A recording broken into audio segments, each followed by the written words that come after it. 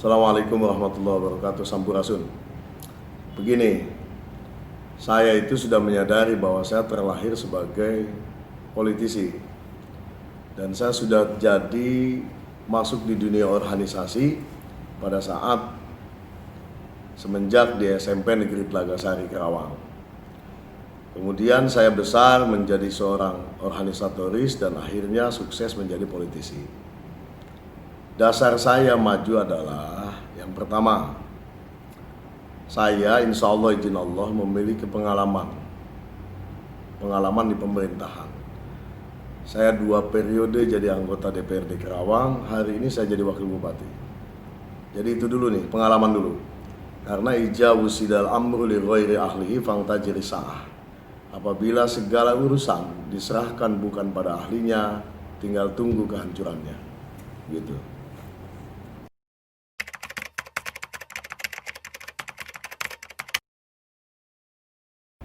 Saya rasa sah-sah saja ya, putra daerah memiliki keinginan untuk menjadi imam di kampung halamannya sendiri. Sesuai dengan firman Allah Ta'ala, Innallaha la yughayyiru ma biqaumin hatta yughayyiru ma bi anfusihim. Allah tidak akan merubah nasib suatu kaum. Tuhan tidak akan merubah nasib suatu kaum kecuali kaum itu sendiri yang mau merubahnya. Tetapi isu putra daerah ini jangan menjadi segmentasi yang melahirkan primordialisme. Jadi pendatang juga boleh nyalon di sini. Putra daerah ya sah-sah saja untuk menjadi imam di kampung halamannya sendiri. Begitu, Pak.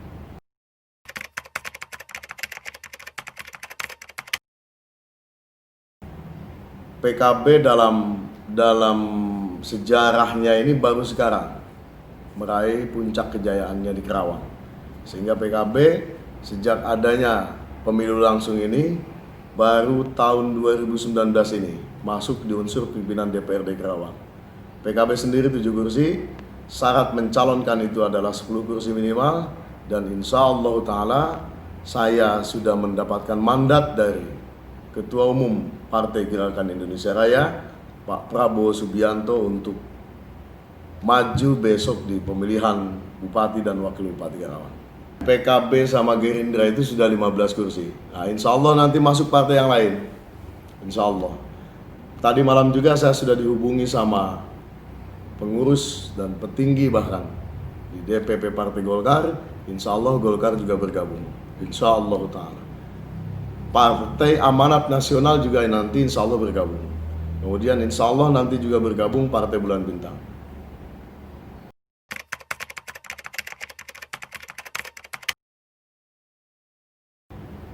Atas dasar komunikasi dengan para petinggi Partai Gerakan Indonesia Raya, alhamdulillah izin Allah saya sudah ditelepon langsung sama Pak Prabowo Subianto, saya sudah ditelepon langsung sama Pak Sekretaris Jenderal Partai Gerakan Indonesia Raya Pak Ahmad Muzani.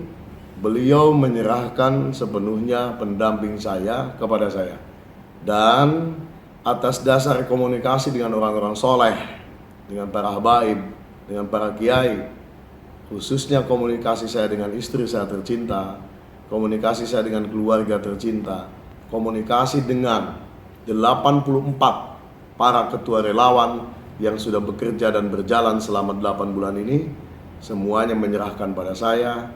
Insya Allah saya jatuhkan pilihan saya kepada Ibu Yusni, anggota DPRD Kabupaten Kerawang dari Partai Gerindra, Dapil 2. Suaminya juga sama anggota Dewan, Bapak Taman, dari Gerindra juga, yaitu Dapil 3. Jadi suami istri itu dua-duanya anggota DPRD Kabupaten Kerawang.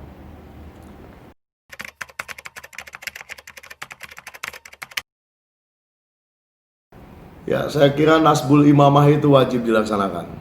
Dalam teori Islam kita ada yang mengajarkan Nasbul Imamah. Nasbul Imamah itu adalah menentukan pilihan.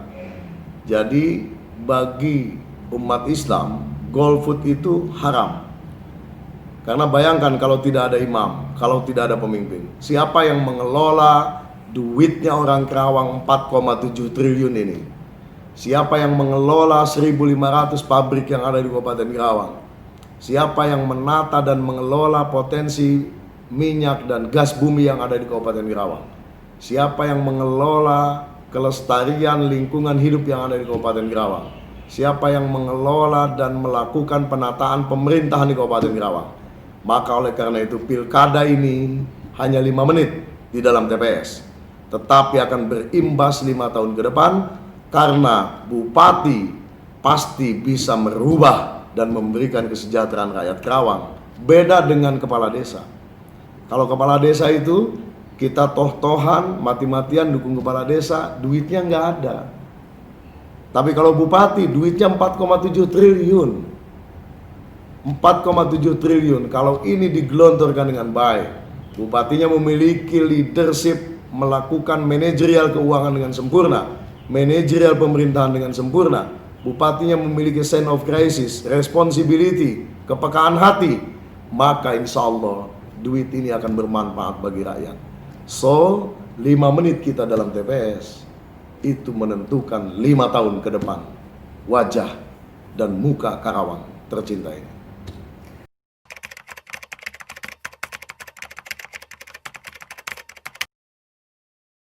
Kemiskinan dan pengangguran itu menjadi proyeksi utama pilihan saya. Begini, 4,7 triliun kita asumsikan nih 60% buat belanja gaji, oke? Berarti sekitar 2,8 triliun. Gaji rutin lah itu, gaji kepala desa, gaji aparat, sampai gaji anggota dewan, gaji bupati, wakil bupati, rutin tiap bulan itu. Kemudian ada 40% dana pembangunan yang bisa dimanfaatkan untuk kepentingan rakyat, yaitu 1,9 triliun.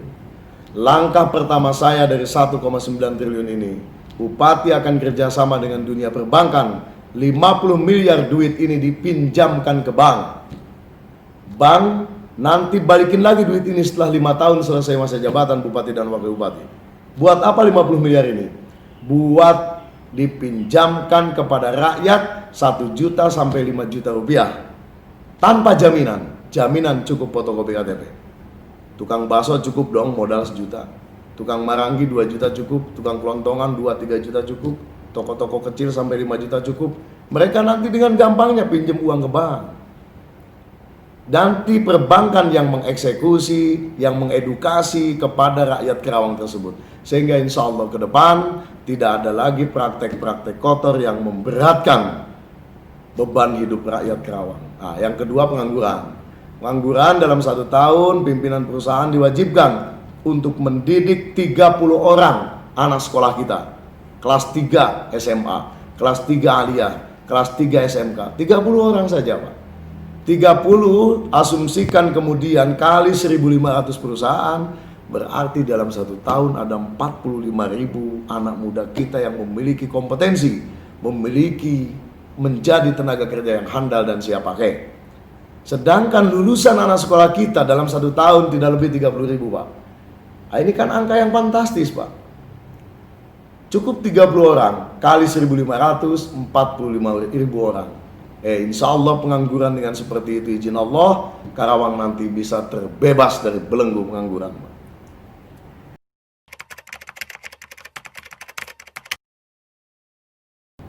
Harapan saya kepada para pemilih yang sudah terdaftar dari 1,5 juta kurang lebih pemilih DPT rakyat Kerawang. Ini kesempatan kita untuk menentukan siapa pemimpin kita ke depan. Sekali lagi, 5 menit dalam TPS, jangan dianggap main-main. Karena itu akan berpengaruh untuk melahirkan bupati yang pro kepada rakyat. Bupati yang paham anggaran, bupati yang paham kesusahan rakyat Kerawang. Yang tercinta masyarakat Kabupaten Kerawang, demokrasi ini dibeli dengan mahal. Demokrasi ini dibeli dengan darah para pejuang reformasi kita. Oleh karena itu, jadikanlah demokrasi ini momentum bagi semua rakyat untuk menentukan pilihan yang terbaik Karawang 5 tahun ke depan. Berbeda adalah sebuah keharusan, tetapi bersama-sama menjaga perdamaian di atas perbedaan, itulah nafas bagi warga negara rakyat Indonesia, khususnya rakyat Kerawang tercinta ini. Jadi maksud saya, jadikan pemilu kada ini sebagai wahana demokrasi yang semakin mencerdaskan kehidupan rakyat Karawang. Jauhi berita-berita bohong, jauhi fitnah, caci maki dan lain-lainnya, demi Karawang terbebas kemiskinan dan pengangguran. Terima kasih, saya Haji Ahmad Jamasari, Kang Jimmy, wallahul muwafiq ila aqwamit thoriq. Assalamualaikum warahmatullahi wabarakatuh.